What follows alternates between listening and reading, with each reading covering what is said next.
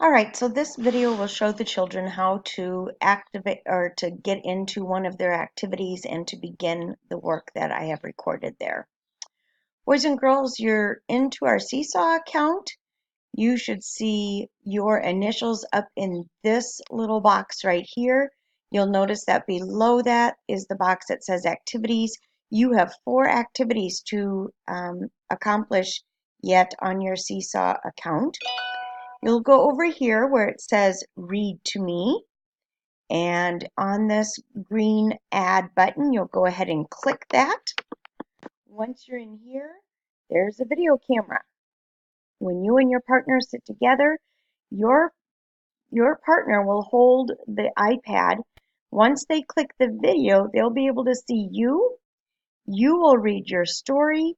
They'll record you, and when you are finished, you will click the green arrow or the green check mark that will be in this top right-hand corner.